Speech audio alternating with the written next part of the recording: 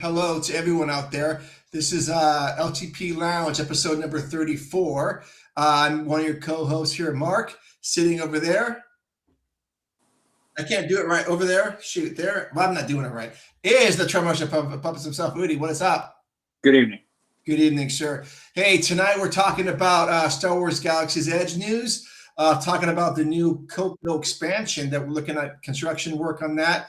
And maybe a little bit of Disneyland Handcrafted, if you've seen that. And then we have a special guest coming on right after the bump. It's the theme park conductor. So let's get to it right now.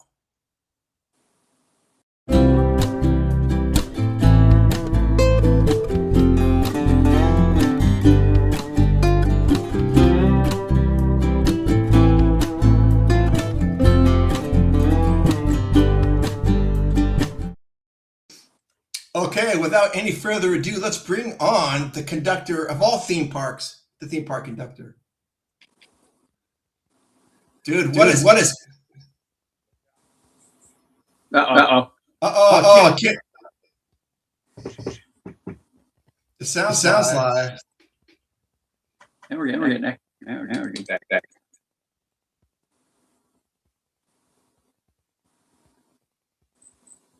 Never an lounge tech difficulty. It's coming in crazy.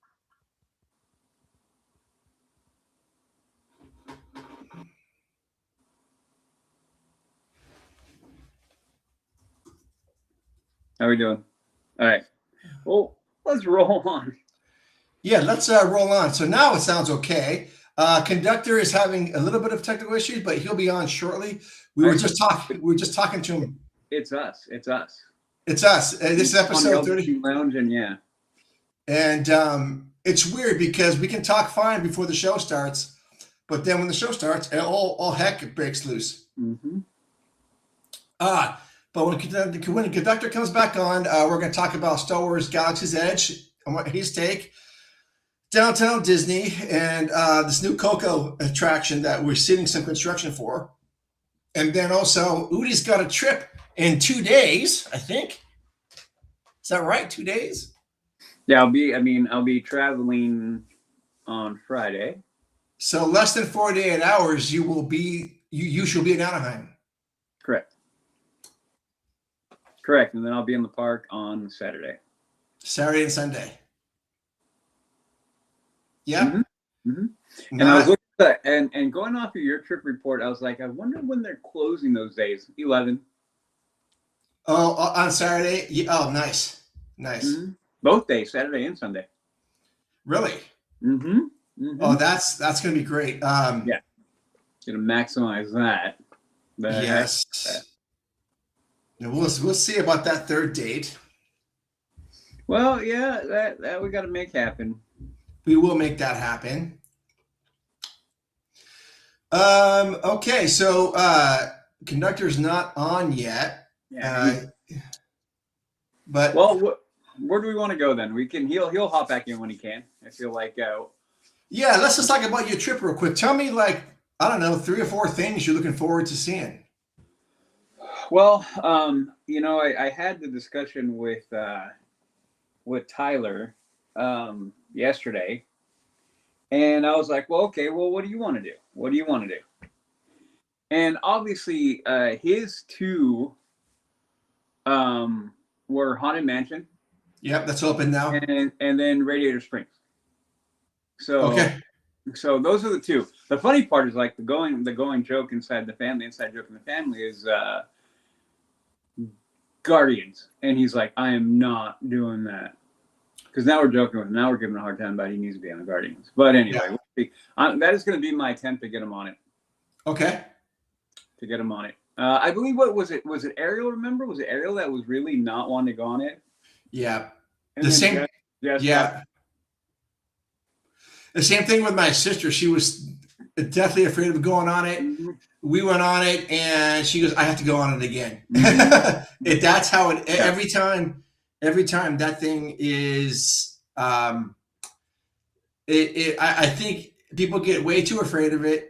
And once they realize there's nothing to be afraid of, it's just a good, just fun. It's just fun. Yeah. So Really, I want to see Magnolia Park, the new queue for Haunted. Obviously, that I'm kind of bummed that Rise is going to be gone. Yeah.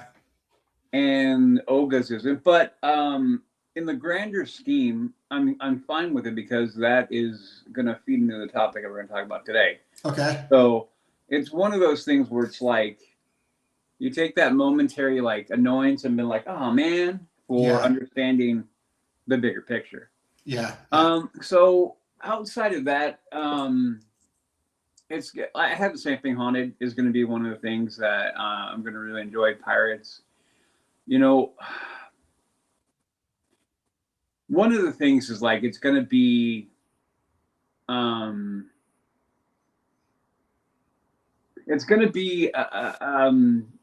how do I put it? It's going to be an experience where since I haven't been in so long, and again, like we talked about on the podcast, I don't know if you guys listen to the podcast. It brought up the fact that who you're going with is a lot of many times an important facet of the park. And so I'm looking forward to just having the interaction with people I haven't been in the park before, but important people to me. So it's going to be, I guess I'm just looking forward to having the discussions that I know are going to come up. And then also having the hey, because we know somebody's going with us who's never been, so it's going to be there's this and there's that, and having that type of ability to convey what the park is. And I literally, and part of it too is I was literally having a conversation this morning with a coworker about Disney and Disneyland because I'm like, yeah, I'm going. He's like, oh, okay. And, he knows that I do the podcast and the show. And he goes, Disney has never really stuck with me because he told me, he's like, I haven't been there since I was like 12. Okay. It's been like 10, 15 years for him. And then we kind of had a little small discussion about why. He's like, it wasn't really my thing. And I said, well, let me challenge you with why maybe it wasn't your thing, right? And I kind of said, here, let me give you an example. And then I talked to him about pirates. And I said, it's not a knock on people, but sometimes people don't understand the layers that are in that park. You don't get it. And if you don't have somebody there kind of like, hey, you see this over here? You see how this makes you feel like that? You see how this is making you do this? Yeah. Which is honestly addressed in Handcrafted, by the way. Very well done. That's brought up, and I was like, haha.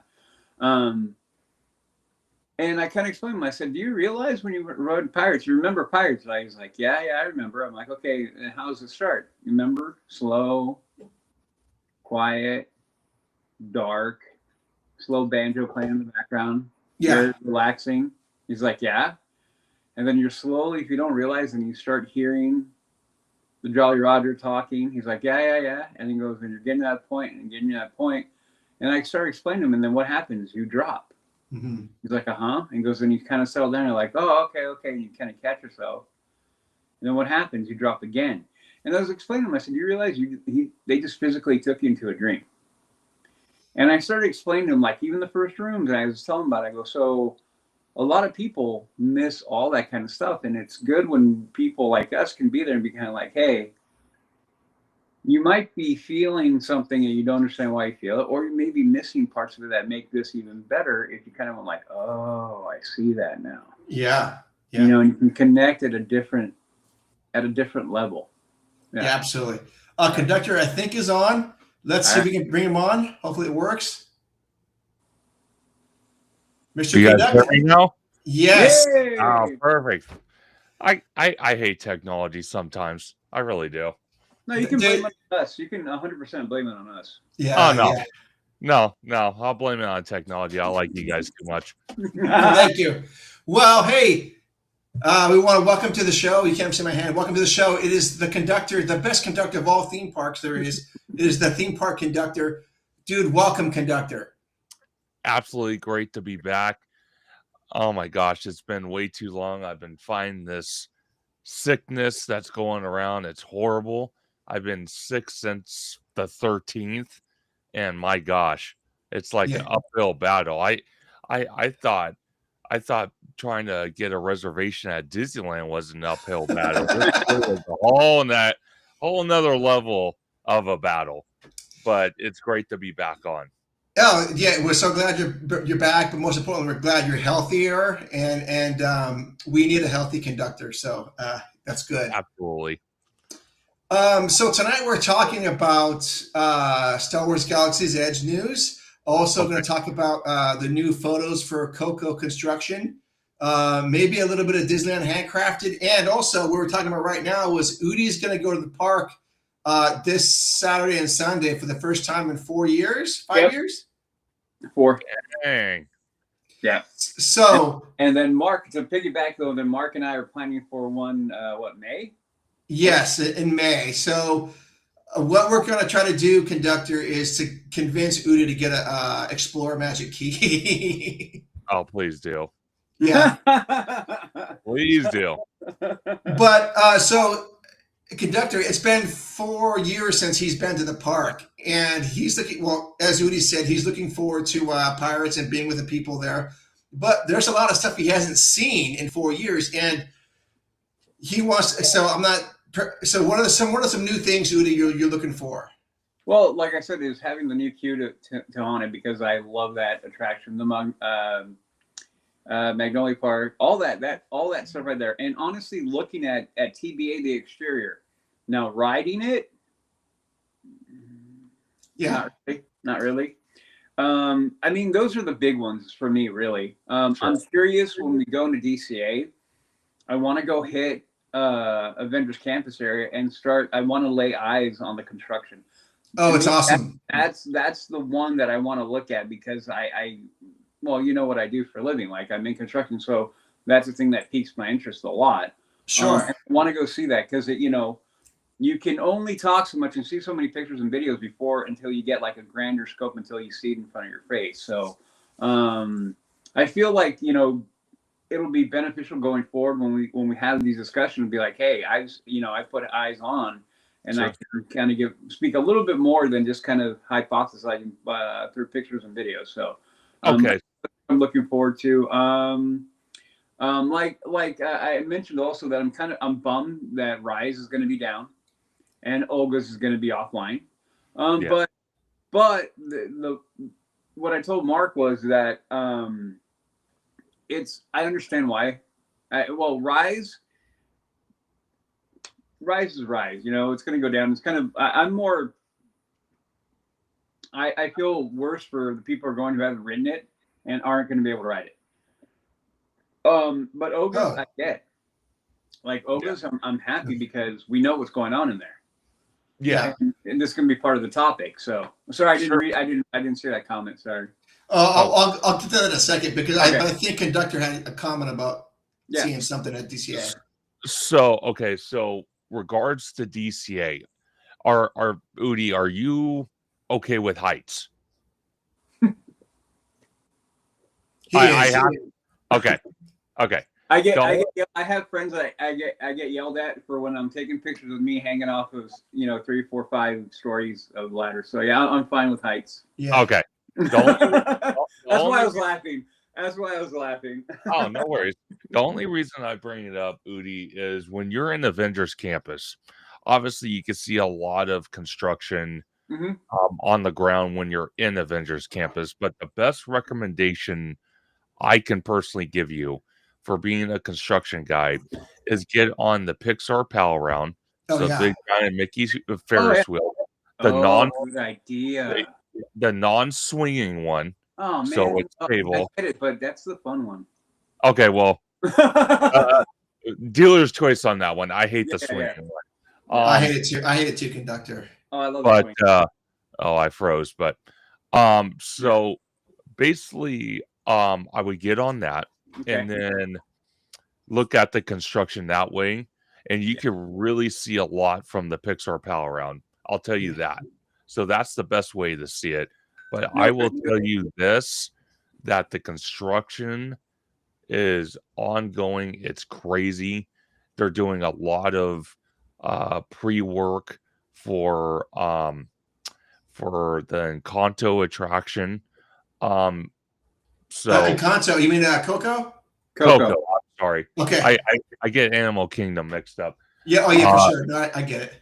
So the Coco construction, you'll see a lot of construction happening behind Emotional Whirlwind, and even if you walk Harbor Boulevard, Disney Way, and all that, you'll be able to see a lot of construction. And then when it comes to Star Wars Galaxy's Edge, okay, so I found out some things. Obviously, Oga's Cantina is the reason why it's going under or it's behind construction wall. Retheme, yeah. So it's definitely getting the retheme. Rise is going through maintenance. They were David from Fresh Baked pointed it out and said he showed that they were doing extensive work to the outdoor queue, and possibly they're going to be fixing. I guess they're having issues with the gantry lift, Oh, that elevator system inside the attraction, so they're going to fix that. Because a lot of people were wondering, well, if they're just doing stuff like that, why did they throw up construction walls? Well, it had to do part to the outdoor queue. They're kind of reworking it. But I do think eventually, not now, but way down the road, I do think Rise of the Resistance will go down for a year. At oh. point. This is my prediction. It will go down for a year at some point, and we will see new elements added to that attraction. I think. I sure hope so. Well, I mean, yeah, this can dovetail straight on in because I completely. Well, hold on. Yeah. I had a couple comments about your trip first. Okay. Fire away. Because, but I do want to go. We will talk about Rise in a second. But a couple of things I want you to pay attention to. You don't need me telling you this, but I'm going to tell you this anyways, Udi. Yeah. Just because it's me. Is that I want you to take a look at Madame Leota's gift shop from all angles, and tell me what you think about that. Okay. 100%. I want you to look at Tiana's Bayou Adventure at night and during the day, and let me know what your thoughts are on that. Comparables. Okay. Yes. Nice. I want you to take a look at the Adventureland Treehouse. I want you to go in it because you haven't been in that yet. And I want and at night as well. I want you to check that out. And then also on the DCA side, you haven't seen any San Francisco, so I want your thoughts on. I want to go at night. Yes, I want your take on how you think San Francisco looks. Does it add to the theming? Does it take it away from the theming? Yeah. And then again, as you were mentioning, Adventures Campus Corridor. I mean, all this stuff. I mean, you already know all this stuff, but and then walk down Hollywood Boulevard and tell me what you think. If Buena Vista or whatever, and tell me I know you're the meaning. Yeah. Yeah, and tell me what you think about Avatar going in there.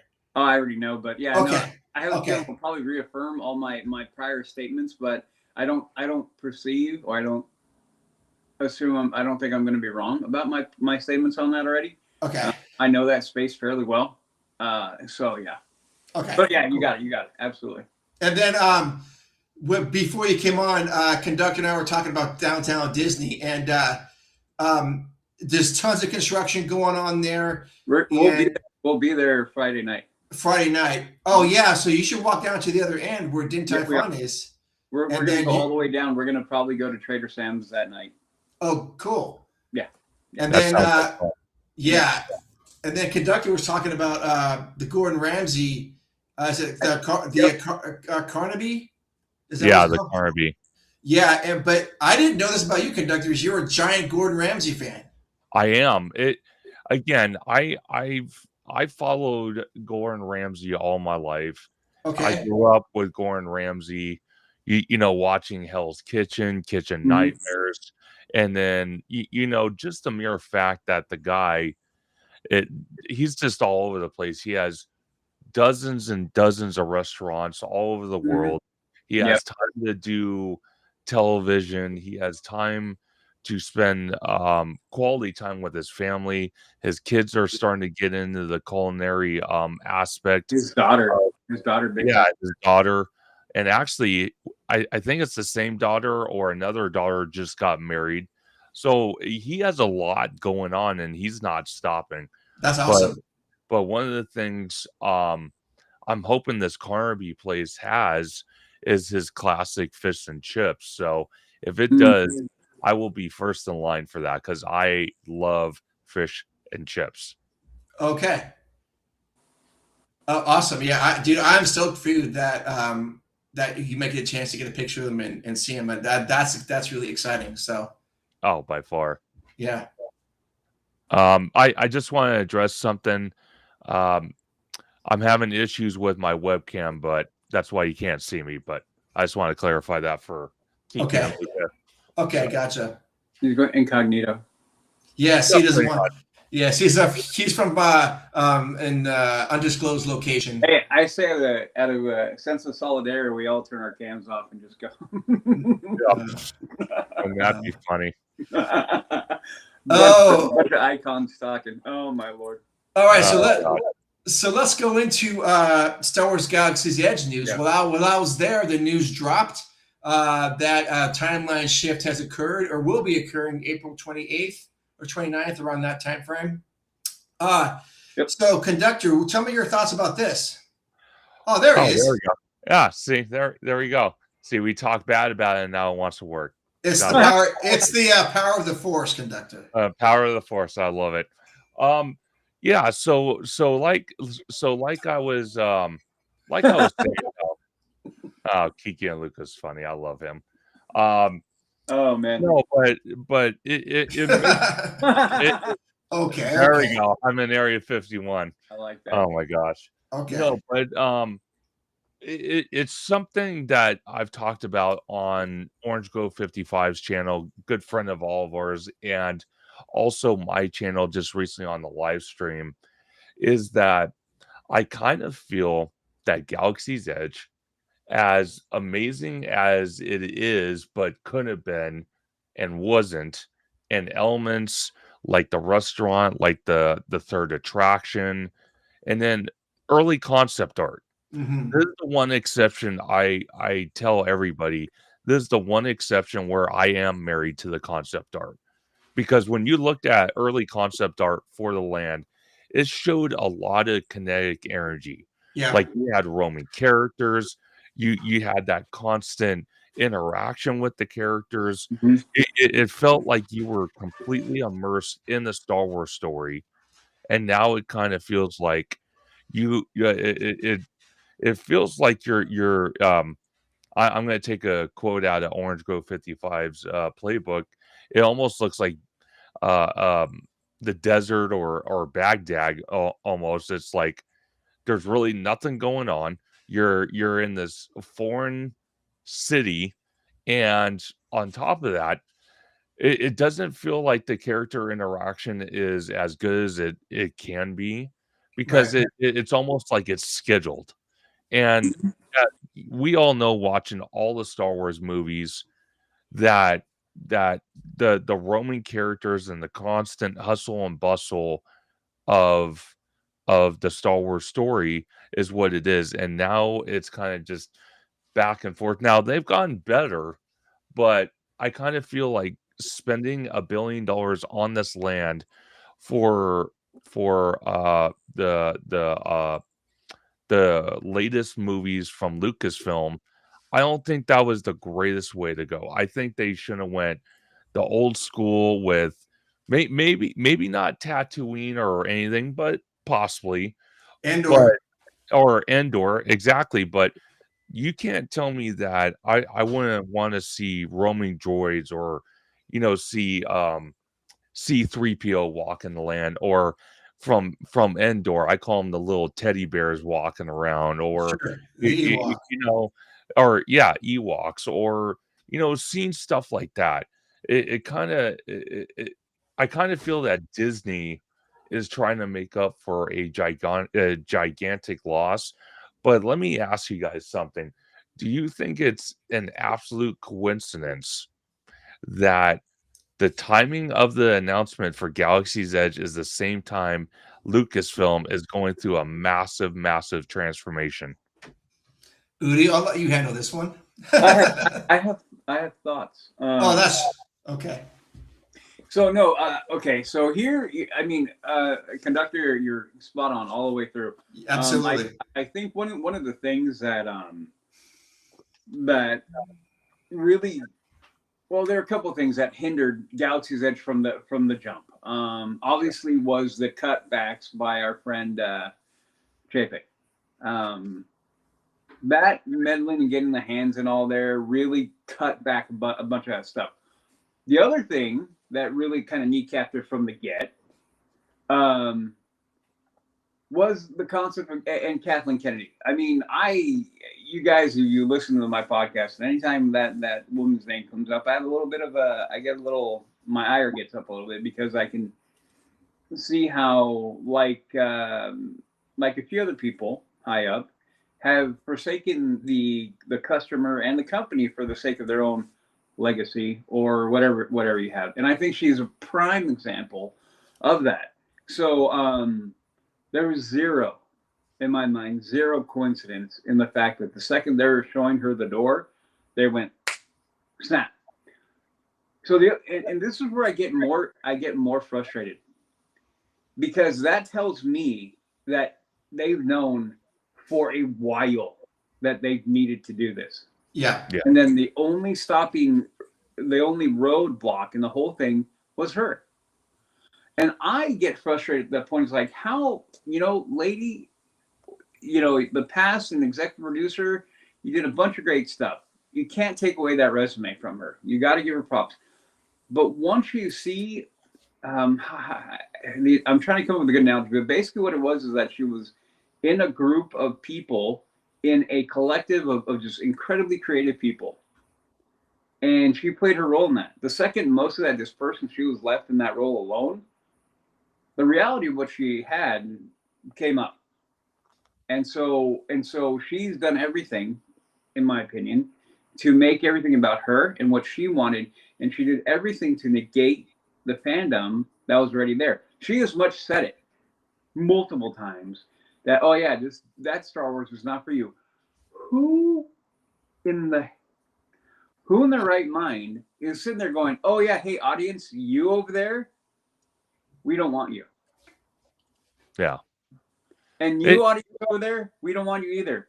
That little group way back in the corner over there, we're doing this all for you. So the failure was complete. I'll put it to you that way, right? Yeah. Failure is now complete.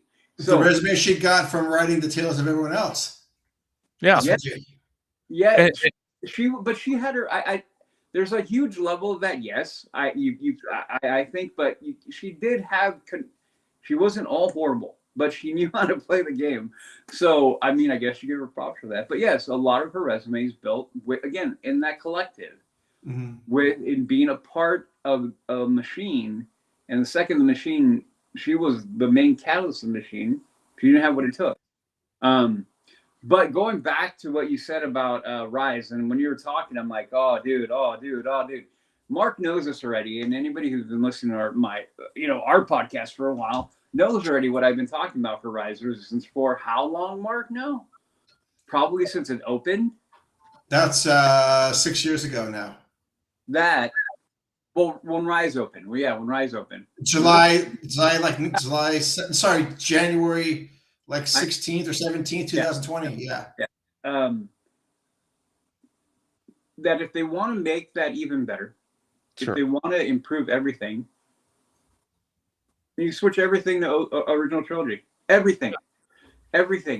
And so the one thing that is making me, so when you were giving your opinion there, I was like, dude, 100%.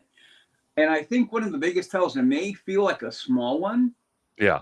But I think as big as the fact that where have they stuck Kylo Ren? Stuck him in timeout. You hate Kylo Ren, go sit in the corner. He's gonna scream, no one puts Kylo in the like no. Yeah, he's going to a launch bay. I didn't think launch bay was even open. We all did. Collectively, we all did. And you know what sucks is, like, I like Adam Driver. I like him a lot. Yeah, I don't mind his character, honestly. Yeah, but the thing is like, that is a huge tell. I don't know, with this coming on, Kathleen Kennedy's out. The rumors of that the writing team had been getting gutted and removed, and that was going on about 2 months ago, probably now. Sure. Those were popping around, and the story group being removed and changed, and then you have the announcement for that, and then the way that they're just pushing, the echelon's going to be done. They're getting rid of any remnant of that. They basically, we're going to section off now. We all know that's not going to last very long. We all know that's not going to last very long. So Okay. So yes, 100%. And I don't know if it'll be that far in the future. I really hope not. I really hope not, that they realize, hey, because I don't know if it'll take a year though. I will be honest with you. I don't know if it'll take a year, because what will you have to do? Change out the TIE fighters are going to take a little bit of time. Sure. Obviously, costuming the stormtroopers. I don't think it'll be that long, but it'll take time. Costuming all the CMs and changing their scripts and getting that done, all good. Then you have what? The animatronic. You just redress the animatronic to Darth. You change the computer graphics, the projection from Kylo and what's his McNuggets, and you just change it to, I said Darth Vader and Grand Moff Tarkin, and there we go. Then you change out what's his name for Finn for Solo. Finn, thank you, Finn for Han. Yeah. You get rid out of Rey in the beginning. You put Luke. You put Leia in there. Or Leia or Luke, yeah. 3PO. You know what I'd love in that opening queue? 3PO and R2. Yes. Kind of like what they have in Star Wars. Put that in the front. Bingo. Well, let's catch up with some of this. Okay, go. No. I was gonna say, I love all that, and honestly, I do agree with you with all those changes and the script writing, the costume redesign, animatronic reskin. If they were gonna do it, it is gonna take more than a year. Now, what I think they should do in the meantime before they do that, because that's going to be a massive downfall for Galaxy's Edge for a while, because they have to go in there and change stuff. I think since they have the infrastructure ready, they built it before the land was officially open, but it didn't turn out to be anything. But it was originally concept for the restaurant we had on the Galactic Star Cruiser. I think they need to build that, since the infrastructure is already there. Build it, open it, so at least you have another experience to enjoy. Then on top of that, I think they need to revisit bringing a lot more roaming characters. Yes. And kind of overbuild it up a little bit, and maybe there's like 1 or 2 buildings in Galaxy's Edge towards Kylo Ren's ship and Droid Depot and all that they could actually maybe turn that into another experience or another shop or something. And then once they do all that, then I would say close Rise, because I agree with you, Udi. It's probably going to be minimum a year, if not a year and a half, to do all that. But I think they're going to do it in phases. I don't think they're all going to do it at once.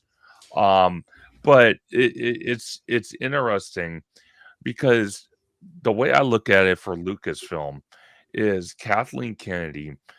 It's her and the writer she had. But the biggest downfall I saw of her career running Lucasfilm was after The Last Jedi, sitting there going on social media as the CEO or president of Lucasfilm and fighting with fans over social media. That right there was the career killer for her. If she didn't do that, I think her reputation, I think her legacy might have not been much greater, but it would have been better than what it sits today because of that issue. I personally think. No, and you're not wrong, because the other thing that it did is it kind of set the tone for other people begin to do it as well. I mean, there were some comments made from actors in certain series that infuriated me to a level that I was like, I can't listen to you. Yeah. And I will tell you exactly what it was in this one. Like it, dude. I went to red right away. It was Amanda Stenberger, the one from Acolyte, right? Yeah. Oh, And okay. she made some comment about how it's nice to be working on Star Wars so we can have a safe place for Black, queer people, whatever. And I kind of went like this, and I stopped, and it made me mad. I'm all, what are you talking about? Yeah. It's already there. It's already there. I mean, let me go back to it real quick, and I don't want to go into it because Mark knows I will go on and on about this, but Not tonight. that's what to talk about. But remember, Princess Leia, our princess, man. Like, it wasn't like, oh, we don't want a woman. Are you kidding me? She's one of our heroes. Yeah. To me, as a kid growing up, one of my heroes, a woman. It was never about that Lando Calrissian. Who didn't love Lando? And you can talk about people who aren't normal. I love Lando. We lived with aliens and Chewbacca and all this stuff, and it was all there for anybody that had any. You can lean so many ways. I mean, this is why Star Wars is so amazing, because we all have our points that we tie in tight with, and then we can have those arguments and discussion about this and that and this. But it all, from how many different people have you guys talked to about Star Wars? I've talked to all kinds of people. You say, hey, Star Wars, randomly on job sites. Somebody got, hey, boom, we see a Star Wars thing. Boom, you connect right away. And so that's why when I heard that, I was just like, you don't understand what you're doing. And it made me mad because I felt like it was directly from her. Yeah, it probably was. And let me ask you this. Going back to the Star Wars changes and Lucasfilm and all that, because obviously we all know, we've all heard it, that next month the new CEO will be announced for the Walt Disney Company. Yeah. And there are polls out there on social media stating that at least 75%, if not 80%, the next CEO is going to be Josh tomorrow. Now, if that's the case, do you think that maybe Bob Iger and the board told Josh, hey, we're going to stand back, kind of let you take the reins temporarily, see what you could do? And do you think the changes with Galaxy's Edge is part of the decision making from the new CEO, and not necessarily Bob Iger and the board, but also because all the changes with Lucasfilm, it also happened? But I kind of feel if the new CEO wasn't announced until maybe this summer or this upcoming fall, I honestly don't think the changes we're seeing at Galaxy's Edge would be possible, at least right now, if Bob Iger and the board were still kind of, in control. Because Bob Iger, we can all agree, is on his way out. That's just the honest truth. I personally think this is the beginning decision making of the new CEO, making moves. That is an interesting question, because there's a huge part that goes, no, like there's no way that Bob Iger will walk away from this, because we saw what he did with Chapek. Sure. And he kneecapped that guy at every turn. He did. And I have a difficult time thinking that he's going to do anything different with this guy. And this is where my concern comes in.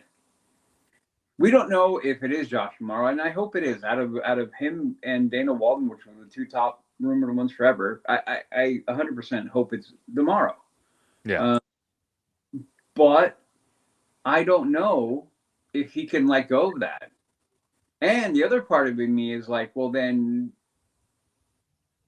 is Josh going to be, if it is him, going to be have a strong enough backbone to be like, no, dude, this is why Chapek and Iger didn't get along, because Chapek did have the backbone to go like, yeah, I got you, dude. Like, I can do this job. I don't need you showing me stuff. I got it. Like, if I, basically like, hey, if I need something, I'll ask you. And Iger didn't like that. I mean, the real world is where it is. I mean, I live in that kind of world. Like, if there's I'll tell all guys, okay, I got it. If I need you, I'll help you. And then, like, yeah, leave me alone now. Like, let me go to work. So that's where I'm kind of at that point where I don't know if Iger will allow that to happen. So I think it's very plausible, though. It's one of those, it's plausible in my mind, but not probable. I still feel like I think with Kathleen Kennedy being retired, I think it was one of the things like, hey, you cannot fight the swell that's been pushing up against them for a long time about Star Wars. You can also have to be realistic about the failures of it financially. You cannot spend that much money. I mean, how many failures? I mean, the movies started dwindling. Other than The Mandalorian, financially nothing. I mean, none of them. I mean, even Andor, which I love, that wasn't, a barn burner for money. Then you have the failure, and then you have over in Florida, you have the failure, 18 months, and that whole big concept and blah, blah, blah, blah for hotel, boom, to the ground, raised to the ground. So this is what I keep on saying. So there becomes a point, and there's a tipping point, right? There's a point where I don't care who you are and what your ideology is, other people are going to step in and be like, enough. How much? Here, do you want me to go grab that wad of $100 bills and just start lighting them on fire in front of you? Like, there's only so much of that you can do before somebody just goes, no. And I think this is where it is. Like, you finally hit that point. They're leaving, and there's people in that room finally who are like, you're leaving, and I'm just going to now speak up, because you cannot run a company like they've been doing it. You just can't without it, No, so. You can't, and that's part of the problem. And I've said this when I was on your last LTP Lounge live stream. I happened to mention, I said, I think, and again, I'm not saying Kathleen Kennedy was not at fault, but I think with the whole Chapek error and then that New York Times article, I think we all learned that Bob Iger, and I'm glad the New York Times article exposed it, but I think Bob Iger had a hand in some of the decision making over Kathleen Kennedy at Lucasfilm that basically turned into another Chapek situation where he was making decisions, not letting Kathleen Kennedy, to a point, make certain decisions. And then when basically stuff hit the fan, Kathleen Kennedy was there to blame. And again, I'm not saying Kathleen Kennedy wasn't innocent and all that. She had her own issues. But then it also goes back to Bob Iger as well, being the CEO and being chairman of the board. And I've said this repeatedly recently. I said, the problem I have is with any company, you should not be allowed to be the CEO and the chairman of the board. It's either one or the other. You can't have that, because then you have controversy. And basically, if that's the case, then the board can't even really vote, because it's really the CEO making the decision. The board is just there just to be there. They can't really even make a decision because the CEO is making all the decisions. So that's the first problem I have. Yeah. The second problem is, we saw this with Chapek, where Bob Iger said he left, but he never really left. He was still chairman of the board. He was making in the same office. He didn't even leave the office, man. Yeah, he didn't leave the office. He was making decisions. And again, when stuff hit the fan, Chapek was to blame. But also Chapek had his faults as well. he really destroyed Imagineering. He did. I think we can all agree to that, to a point where Oh, we saw, he was in there, we, yeah. yeah, we saw a lot of Imagineers, a lot of great Imagineers that have been with the company for decades leave because of what Chapek was doing. He was trying to move WDI to Orlando, take them out of Burbank. That was a whole controversy. And then Yeah. even when Iger came back and Chapek got fired, one of the things that I have an issue with too is Iger decided, oh, let's get in the political argument with the governor of Florida. It's like, no, you guys need to focus on the parks and experiences, the magical aspect of what Disney is made from, and focus on the studio. You have no business in there arguing politics with a state governor over something that has nothing to do with you. It's like, get out of that. And that's something that bugs me as well. Yeah, So I agree. I'm really hoping with the next CEO, which is probably, again, it's probably going to be tomorrow. I really honestly want to see that Iger, after a year of consulting, he goes away, he steps away, and there are massive changes where the new CEO can make changes. The board could still vote on projects because that's what they're there for, but they have less influence on park experiences, because I think I also think the board has also had too much influence and power since Iger has been CEO, and I think that needs to stop, because there's been a lot of great ideas from Walt Disney Imagineers that have been turned away because of financial reasons. Yep. I get it.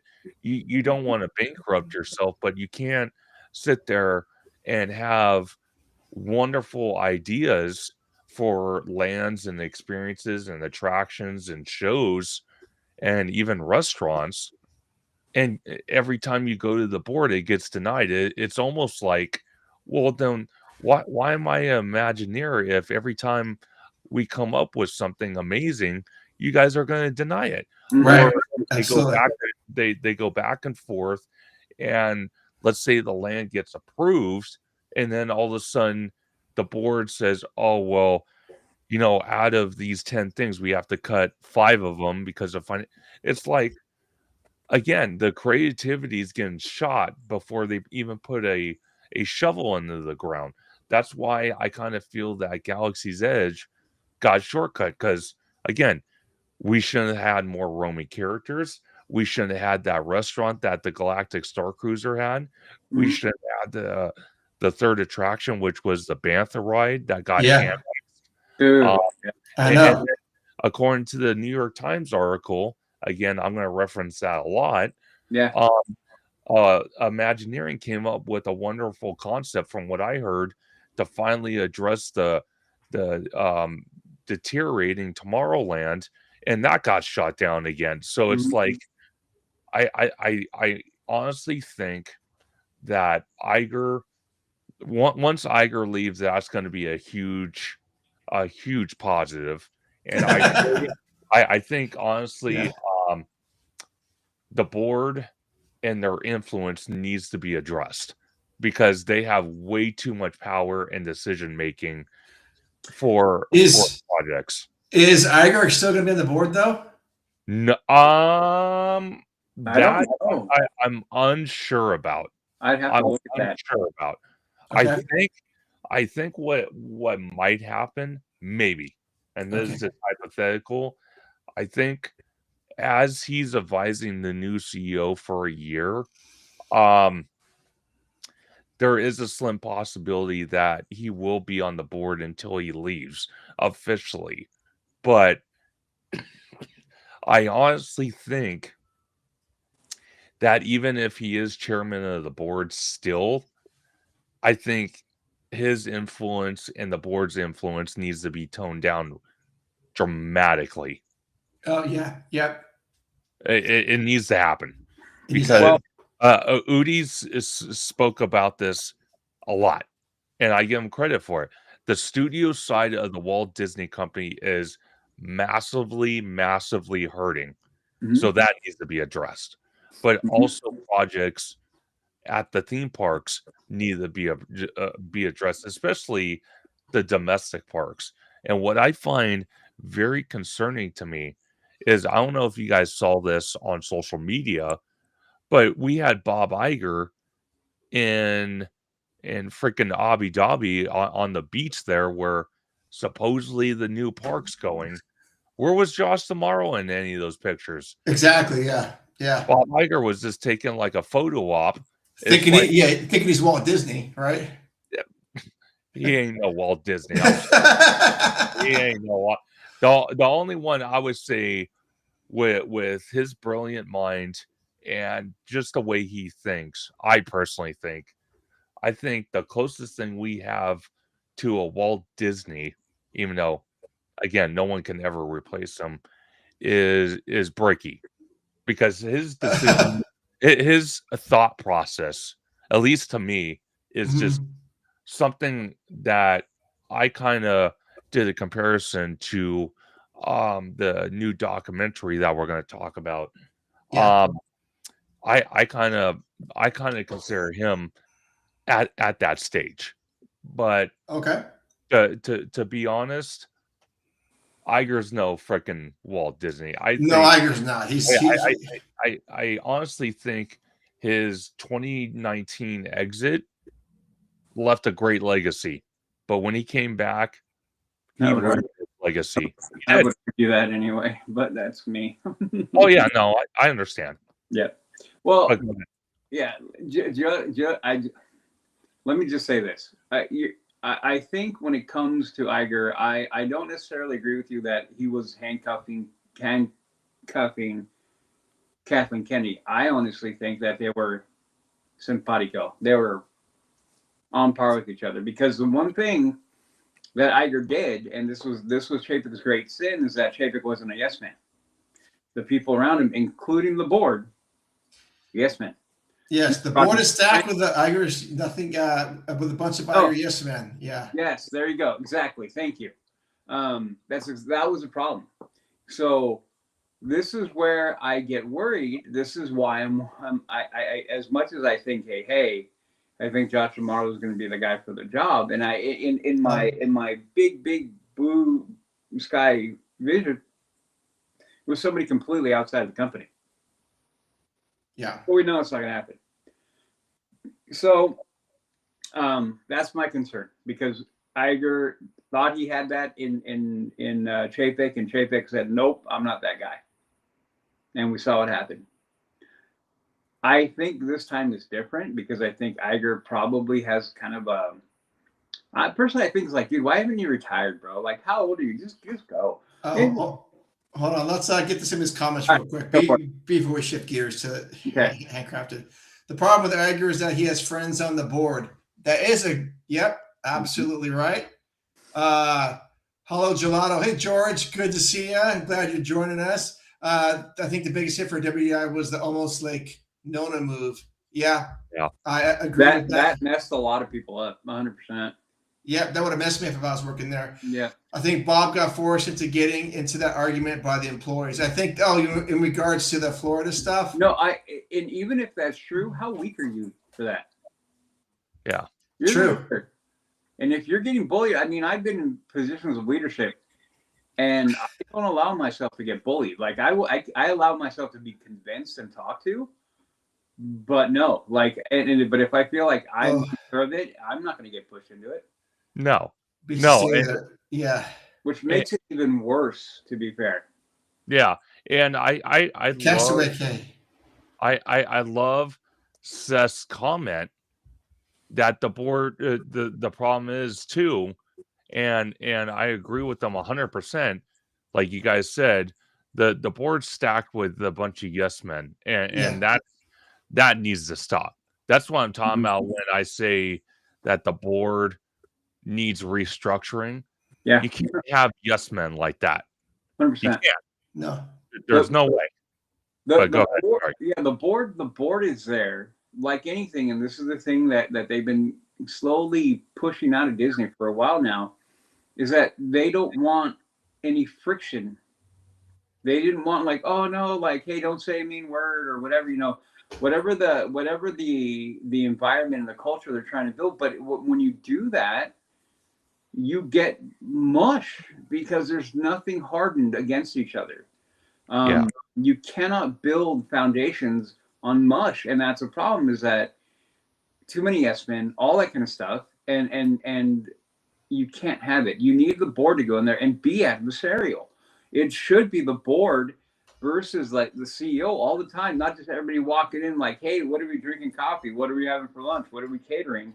Sitting down hot, talking shop, and then okay, everyone agree. Oh yeah, sure. Oh, we're supposed to vote on this now. Click. Okay, you know what I mean? I haven't heard of any, even an inkling, and true, it could be that it's locked down, but of any kind of dissent or argument or people on the board going, hey, I don't know if I like this. At all. Not even like a whisper of it. Right. So, but that's what boards are there for. So that whole thing, the whole hierarchy of the company needs to be gutted, and we've been saying that for quite some time. 100%. Okay. Yeah. 100%. Hey, let's talk about something positive. Let's do it. First off, no, don't be in a bad mood. You're going to Disneyland in 2 days. Number one. Yeah. Number two is, I think after all this thrash is done with the CEO and stuff, I think we're going to get a much better Galaxy's Edge, and I'm looking forward to experiencing that with you guys. So we're going to look forward to that. And now let's talk about Disneyland Handcrafted, Sure. the hour-and-a-half special that came out on Disney Plus on January 23rd. Your thoughts? Can I just say this? Okay. Go for it. When you look at the inception of that park and Walt, Okay. when you look at what we're just talking about right now, do you see the polar opposites of where we are? The only way to accomplish great feats like Disneyland at any level is having people work in collaboration, but also having a steadfast hand in an imagination and a direction. The problems that we've been having in the company have been that. It's been this, I always say this, if you don't have morals, you get pushed and bent at any direction at the whims of whoever. And I feel like that's what's been going on. There's been no clear, solid vision other than Bob saying, hey, I just want to make this a massive conglomerate and buy everything. What kind of a thing for the future is that? Like, it doesn't work. And so when I watched that, it made me emotional because I was like, oh, well, like, man, if we had you now. Oh, yeah. Man, if we had you now, how different everything would be. And we all know it. Anybody who knows Walt, has read about Walt, studied Walt, is a fan of Walt, of the park and the inception from the beginning. We all know that if he was around right now, he'd be like, what in the ever-loving F are you guys doing with my park? And with my company? Yeah. A lot of the things that they do now is straight opposition to his philosophy. It is. Very quick question, short answer. What do you think they can do to change Galaxy's Edge to make it better without removing anything? Rethink. They're starting on it. They're doing it right now. No, without removing anything. Oh, without removing it, nothing. Oh. No, legit. You can because and let me make my case real quick. They Sure. could add a restaurant, but if they're still in that timeline with the characters that we don't like, it doesn't matter. Oh, it's a cool restaurant. I like the restaurant. But who are these characters I don't really like? Oh, okay. Moving on. Yeah. Well, as conductor said, we didn't get any roaming characters. I would love to see some roaming random characters in the marketplace buying stuff with galactic credits and whatnot. But that is like sprinkling candy on crap, dude. It doesn't matter. Like, oh yeah, look, looks cool, but the base is still the same. That's my point. So no, they can't. They cannot improve it like a solid improvement without taking anything away. Okay. They cannot do it. They have to. They have to. Conductor's not answered yet. Okay, so personally, I'm just saying, and I agree with Udi. Putting lipstick on a pig is not. It's not a great option. No. But if they went the route of not removing anything, I think it would help, but not fix, but help the land. Again, if we had the restaurant, if we had a lot more roaming characters, if we had, and we had the original trilogy characters from the beginning, Different story. when the Galaxy's Edge opened, and we have more like one of the theories I had, and again, this land, as far as I'm concerned, doesn't even fit in the timeline of Star Wars. So if you want to go way off base, hell, you already have Kylo Ren. There's a YouTube video out there that you can look up, and it's phenomenal. It was made, I forgot the creator's name, but it wasn't made by Disney by any means, or Lucasfilm, but it was made by a content creator, but it looked movie quality. And it was a video where Kylo Ren and his stormtroopers, they land in this kind of forest area where it's all snowy and all that, and Kylo's walking around. They're looking for somebody, and all of a sudden he gets a sense that someone's behind him. He turns around, and it's Darth Vader, and then they start going at it.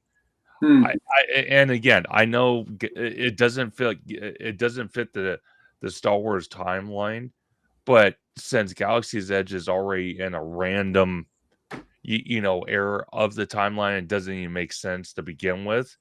Why not just go more off base and have Darth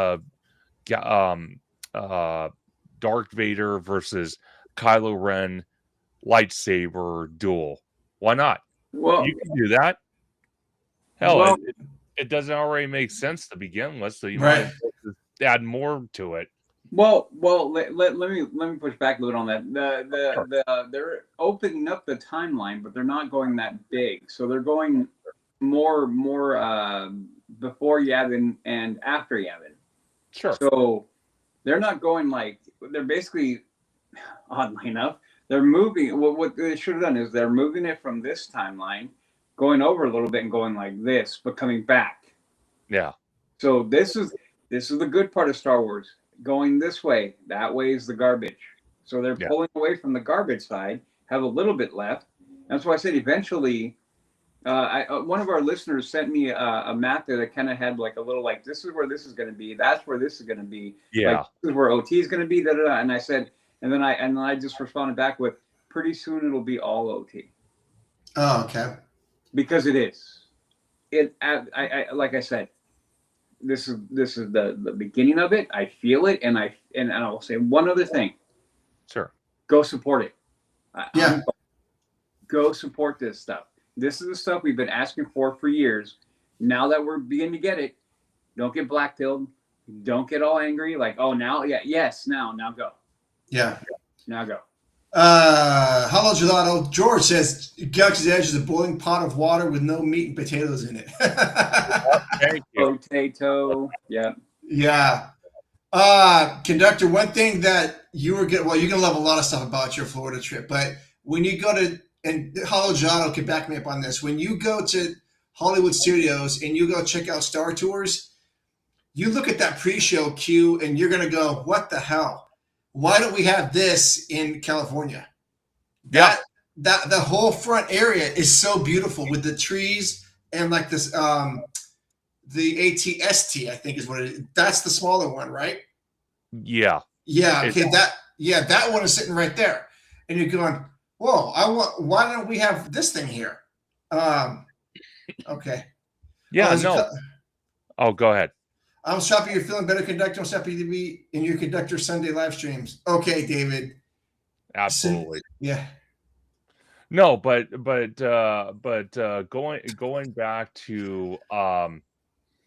going back to what you said, Mark.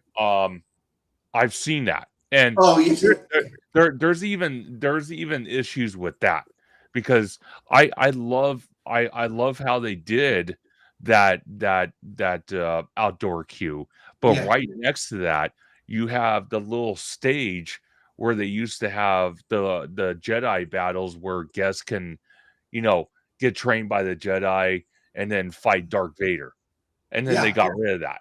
Yep. And then Yep. and then now that's just another element just sitting there abandoned. And the problem I have with something like that is because they claim that the stage is unsafe to perform on. Well, okay, you're talking about a tiny little area next to an outdoor queue. Why don't you wall it off and fix it and then bring back the show? It's something that we lost during COVID Yep. and never returned. And then it's just that would be so cool. That's what I'm talking about. You know, we are still suffering, at least in the domestic parks. We are still suffering from COVID and the Chapek area or era of as of today. Oh, And it's yep. sad. Yep. I think it's personally sad, It to be sucks. honest with you. Mhm. Agreed. Hot take. Honestly, prefer Disney going back to Star Wars without a land. It was fine with just individual attractions. That is a hot take. Hot take. Yeah. Disagree. Yes to keep for Star Tours in Florida. Yes, absolutely. Okay. Oh, wait a minute. Now, one more question. Do you think they'll ever add some sort of ride where it takes you on a boat ride through significant plant stores? No, I don't think so. No, and oh, Good question, moreover, though. I don't want it. But that's a good question, John. That's a Yeah. that's a good question. Yeah, it's an interesting Absolutely. question. I would have never thought of it, but now you put it in my head. I'm like, I don't know.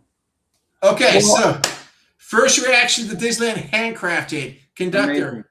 Amazing.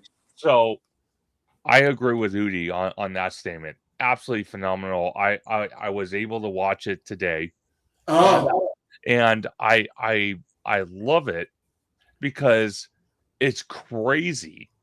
It's crazy how they built Disneyland in 1 year, and then just all the stuff that happened in between the construction of Disneyland, and you know, Oh man, yeah. knowing what the standards are today, because Udi and I both know this, working in customer relations and him working in the construction field and with how we're kind of overseen by the Department of OSHA.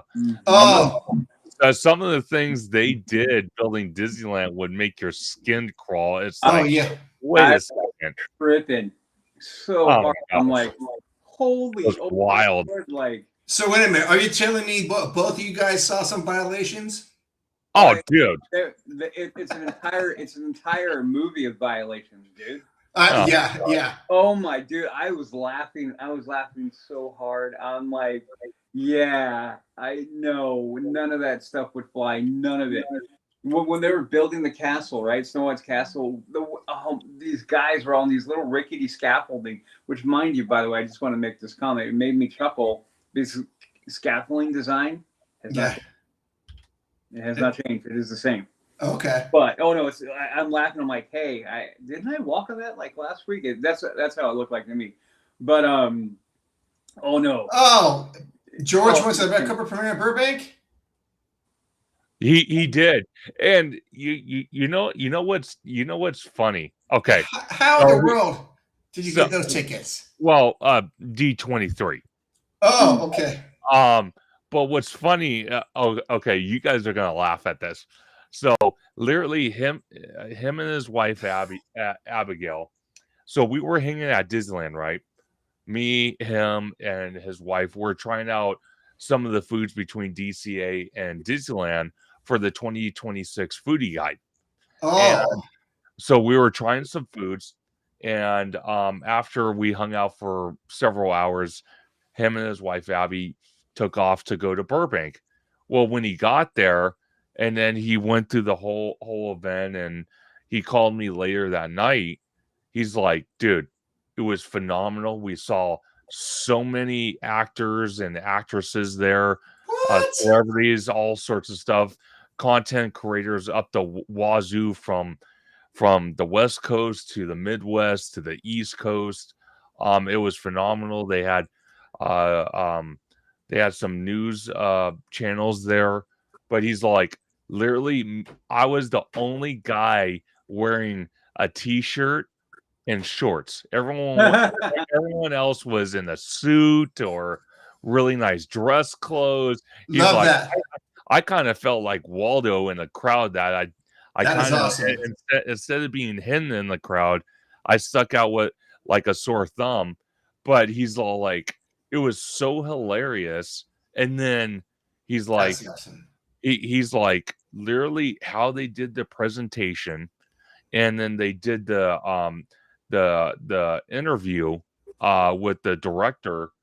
It was phenomenal. He said it was one of the best D23 experiences he's ever been to. It was absolutely phenomenal, and he was telling me some elements of the document series, the movie, and oh my gosh, he said, out of all the D23 events, it was literally the best one.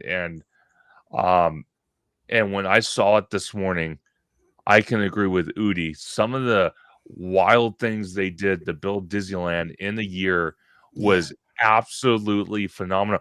But it shows, though, it shows how determined Walt Disney himself was to make his dream possible. Yeah. He did Yeah. things that, as today's standards, would not fly. It No. wouldn't.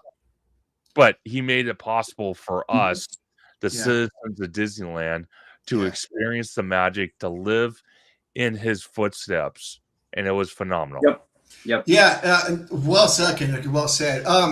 And I think this might be required viewing for people that might be on the fence about Disneyland. Like, Yep. hey, I just don't get it. What do you think? What do you guys like this place? And it's just a bunch of rides and stuff for kids. But once you watch it and you take in how much of a labor of love this park was and is, and everything that these craftsmen put into it, and everything that they worked, day and night for 365 days to get this thing up and running.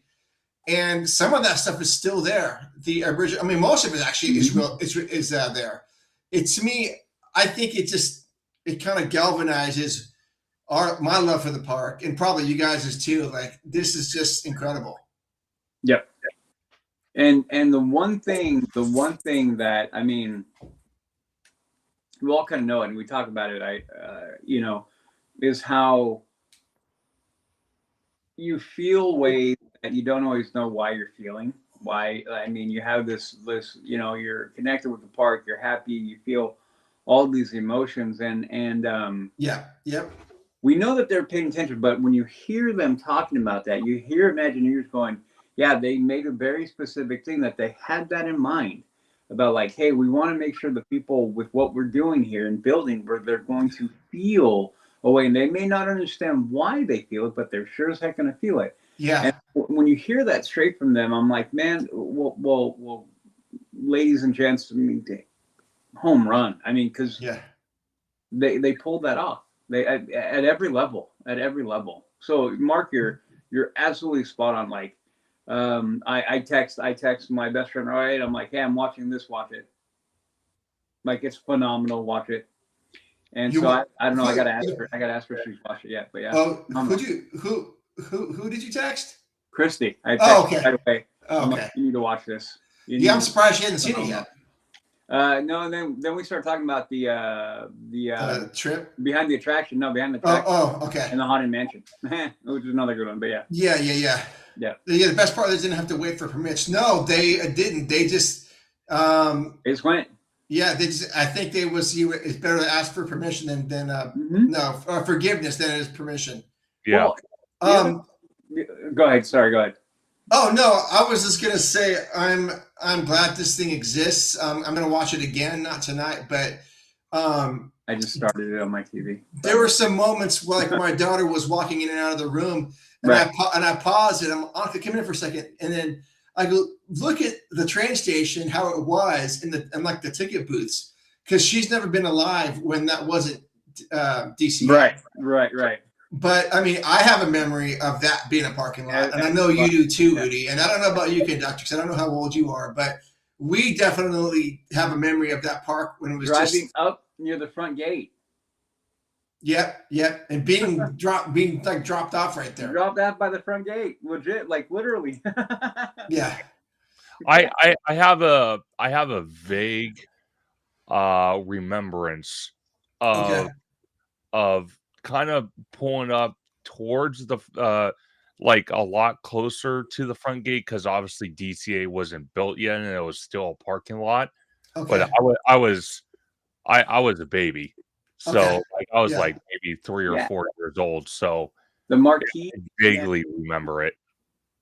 Remember Mark going in the marquee, hanging to the right, and then going into the parking lot right there? Oh yeah. yep. All that. Yeah. And it would tell you the hours, hey, the 8 to 12 tonight or something like that, and yeah. What is this? What is this? Disney should make a construction ride where people get to operate some of the cool equipment. I don't know about. So I kind of feel like they kind of did that, and maybe you guys would agree with me, or maybe you wouldn't. But isn't that what the Millennium Falcon is? Oh yeah, Kind of. Yeah. Reading Yeah. all right, kind of, sort of. it kind of is. Did anything shock you or surprise you besides the OSHA violations? Mm. Honestly, I'm surprised I was able to finish it because of the OSHA violations. Yeah. yeah. That's hilarious. Yeah. Actually, for me, what shocked me again, I was a baby, so I don't remember too much of it, but to see what it looked like when it first opened, and then seeing what it once was and what it's become today, Mhm. that was fascinating for me. That was kind of like a shocker, and Yeah. kind of analyzing it because there were some parts that I had to kind of rewind and watch again and kind of say, okay, this is what it used to look like. Now it looks completely different. So I Yeah. think for me that was kind of the surprise in a way. Yeah, for sure. I kept okay. Well, just let me say this. And the one thing that me being in construction, one of the things that I really kind of enjoyed was looking at the construction aspect of it, but then looking at the techniques that they were using, I'm like, man, these are still used today. But that also being married with look at how stuff is advanced. So that was very cool for me to kind of see, kind of like the artistry and the old school way of doing things, and how even you will see those even in today's modern construction. Yeah. So I thought that was pretty cool to watch. I'm like, how that hasn't changed. You know what I mean? Like, Yeah. just the woodworking, how they cut this and how they set that and da da da and all that kind of stuff. The concrete, how they. So mind you, so that concrete. Remember, there's that spot where they're talking about how he was mad because they're using so much concrete to build the rocks and how he's spraying it with a hose. Same. That hasn't changed at all. No. That is the same way they do all that today. And there's just little things like that. I'm like, that's the same. Yeah. It's kind of cool. Some of the heavy equipment, same kind of stuff. The construction workers not having no restraints, cables, cherry pickers. There's this climbing, sliding, hanging with no protection. Even in I love that. Yep. Yeah, exactly right, Steve. That's what I was saying. It gives me a great appreciation of all the hard work Well, that went to the park. Well, Yeah. see, it's funny that Expedition Steve mentioned that because one of the things that we kind of joke around on Orange Grove 55 is that all of us in this theme park content, YouTube, social media space, we kind of take a different approach when it comes to, the theme parks like Disneyland, Universal, and other theme parks, but mainly Disney and Universal. Um, and then you have the regular, as Orange Grove 55 calls it, the regular soccer mom family that doesn't really see the intimate detail and the hard work that goes into it. They just see the first layer of what they're looking at. And us as content creators, we kind of look at all levels, and we kind Yeah. of break it down. So when Expedition Steve mentioned that, it really kind of ties in what our space is about and how we break stuff down for people that, again, look at the first layer of things, and we look at all layers of things, and we kind of break it down. So I did appreciate how much work went into building Disneyland in a year, how much sacrifice they did, how much the workers worked their butt off to make it possible. Mm-hmm. My gosh, if I was alive during that time, my gosh, I think if I was someone that was making decent money back then, I think I would bring a decent amount of food for the construction workers, because I have Yeah. to give 'em a round of applause. But my God, Yeah. Yeah. I think some of them actually work days on end, like 72 hours straight, and I honestly believe that. To build a whole theme park in a year, that's insanity, but it was Mm-hmm. awesome. Yes. What did I say? I would have loved to have been part of the making this park, making something that people enjoy every day. Yeah, absolutely. Um, One thing I really liked, a couple things. The first part was I love the problem solving. When they go, oh yeah, so we drained the Jungle Cruise. I mean, sorry, we filled the Jungle Cruise, and then the very next day, it was all gone, evaporated. So I don't think there was a lot of panicking going on. They just said, okay, here's how we got to fix this, Mm-hmm. and they had ways to. I'm sure it's the same technology used in the rivers of America as well. Um, and I love that. I love that aspect. I love Bill Evans, the gardener, talking about stuff, because that guy doesn't get a whole lot of credit for everything that he's done. And that's another thing, is that just the park right now, to me, it's so beautiful with everything going on in there. I don't know. I would have loved to have been part of the staff like a month after the park opened. I mean, like part of like the president, or like part of the planning, saying, okay, we've been open for 30 days now. What can we get right for the next 30 days? What can we actually start working on now? Because Walt Disney just said he just basically like ran out of money. We just didn't have enough money to do everything. Yeah. So after they figured out it was like a success, I would have been like, okay, we got to get this, and this, and I love that stuff, man. Mm-hmm. But see, that's something that we take a look at and we analyze, because Yeah. Walt didn't, when he came to California to build Disneyland, he didn't have money. He didn't. And him and his brother Roy made it happen. And Roy was kind of like that financial aspect of the company, and handled the studios to a point, but mainly the financials. And that's Yes. when we talk about today about, the next CEO position for the Walt Disney Company. Should the Walt Disney Company consider going back to the dual CEO position, Mm. which is what started Disney to begin with Walt and Roy? It's not a cop out, because when you look at other companies, Comcast, Netflix, Warner Brothers, what's the common denominator that they all share? They share dual CEO positions. So for the Walt Disney Company to do the same, or consider doing the same, would not be such a bad idea. It wouldn't. No, No, I can't disagree with that. So I enjoy seeing everyone dressed up in fancy clothes. Yeah. That was awesome. Oh yeah, No, that's crazy. yeah, that dual CEO concept, I like it. I just don't know if it's going to be feasible for now for Disney. I don't know.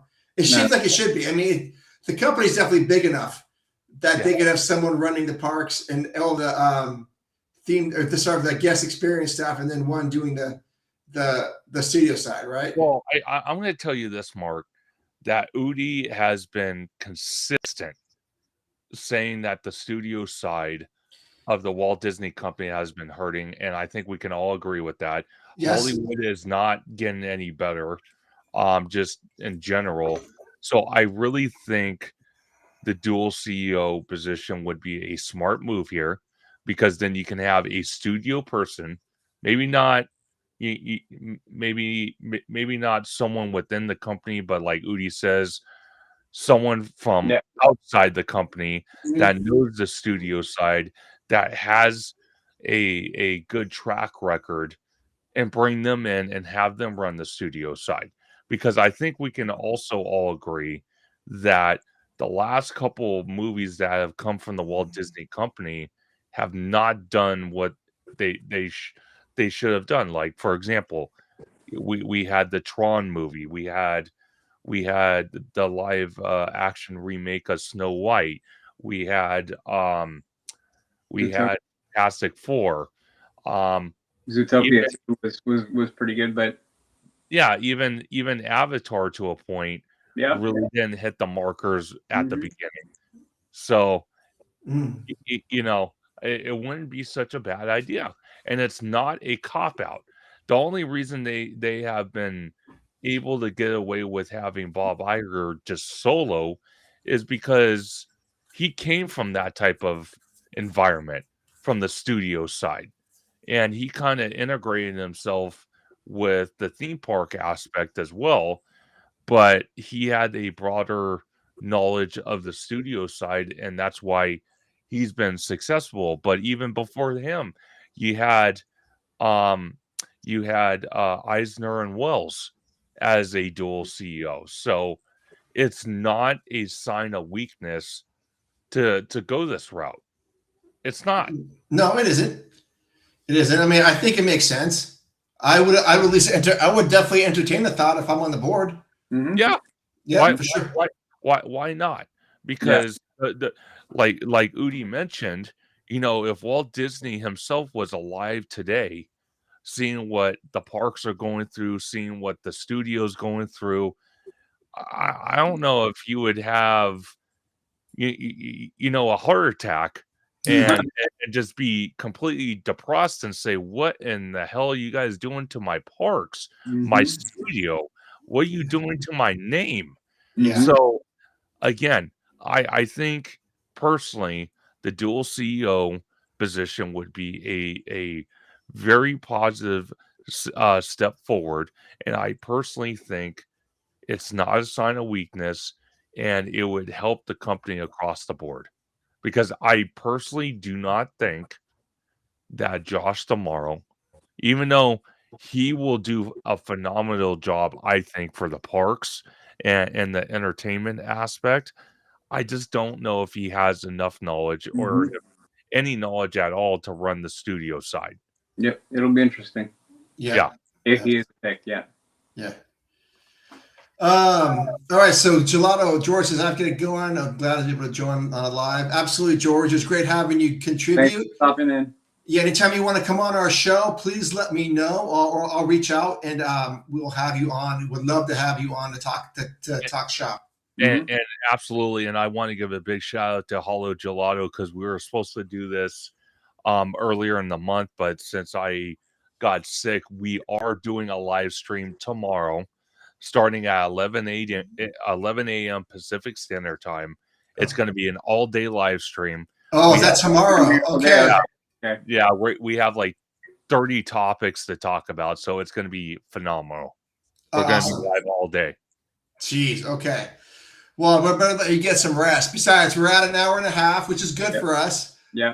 So at this point, I want to say, conductor, first off, I'm glad you're feeling better, and I'm glad you came on tonight. enjoy talking to you. And I'm sorry that we missed you in Anaheim a couple of weeks ago. We will make it up and we will meet at some point, especially if Udi can get us a magic key. Udi, come on, man. We shall see. We shall see. Yeah. Spare me. Yeah. Shoot me a lifeline. So listeners from the LTP, first off, do subscribe to our channel. We want to get to 80 followers. We're so organic here. Yeah. I know Conductor's got several thousand. We were like 76 or something like that. But we're going to get there. Okay. So Conductor, where can people find you? Absolutely. You can find me on YouTube and Blue Sky at Theme Park Conductor, on Instagram at theme_park_conductor, on X at Theme Conductor, TikTok at Theme Park Conductor 1, and every Sunday at 5 or 7 p.m. for Conductor Sunday live stream, where we have amazing guests like the LTP Lounge crew, Orange Grove 55, and so many others as we break down Disney and Universal news. We speculate, we talk rumors, we interact with the chat interacts with us. Awesome. It's such a great time. And then programming note, we are going to have the one and only Hey Bricky on this Sunday at 6 p.m. Pacific Standard Time. So that's going to be an absolute amazing live stream as he advises me and Tommy from Tommy Toon World on our first time to Walt Disney World tips and tricks. And we're also going to break down one of his recent videos about Disneyland's third gate, which would be the Toy Story parking lot, and kind of pick his mind about that a little bit more. So it's going to be interesting. That's going to be awesome. Yeah. Love to watch that. Yeah. All right. Udi, where can people find out more about you and follow you? You can follow me on my Instagram page, which is HAXGOALIE. You can also follow me, obviously, both here on the LTP Lounge and the Leaving Today podcast. And lo and behold, rumor has it the Mando show is coming back. That's good. I'll tell you guys more as that becomes more solid. Yeah. Man, I have all those questions now that we're wrapping it up that I want to ask Conductor. So I'm going to have to save them for the next time. Yeah. Okay, so and as Udi said, you can catch us on the Leaving Today podcast. We're starting our 10th year. We're in the middle of our 10th year, starting right now. So episode 237 just dropped a couple of days ago. Yep. 238 we got coming up this weekend. Even though Udi's going to be gone, we still got to carry on. Mm-hmm. Maybe we'll call in from the park for the quick review. Could be. Okay. So we're doing that. And then you can catch us every Wednesday night between 6 and 7 Indie time, where we've got excellent guests like Theme Park Conductor down below. Love this guy. And then we have OG55. He's coming on soon at some point. And then maybe George. And, of course, Lewis will come on whenever he's available. And Steve. Yes, Expedition Steve. Mm-hmm. Yes, next Wednesday maybe we'll do a park review with Udi and have you guys on. And Conductor, you know, I don't need to invite you, but you are always welcome to join us. But I will remind you. But, no, 100%. You can always send me a message on Instagram, and if I'm available, I will definitely hop on. Awesome, love to hear it. Okay, thank you so much for the conversation tonight. I enjoyed it. An hour and a half seems to fly by super fast whenever you're on, because it's like we can get going and going and going. Yep. And I suspect that when we do meet up, we're never actually going to be in the park, because we're never going to make it there. We're going to be talking around downtown Disney and having drinks and food. Yeah. Oh, probably. And if anything, we probably won't even hit any rides. We'll be stuck on Main Street, USA, breaking down the with Udi, our construction expert. Yes, absolutely. Do not stoke his ego, Conductor. That's all my only advice. You will never hear the end of it. So, Conductor, are you going to be doing any reviews of the Lunar New Year food? So I'm going to attempt to try to do so before I make it to Walt Disney World. So definitely look forward to that. I will keep everyone updated on that. Awesome. All right. Okay, well, thanks again for joining us tonight. Go check out Conductor anytime. He's got a ton of content. Love it, love it. And then follow us on leaveittothepodcast.com and Instagram, Leave It To The Podcast. Subscribe to the channel, like the video. We love you, adventures out there, and we will see you in the parks.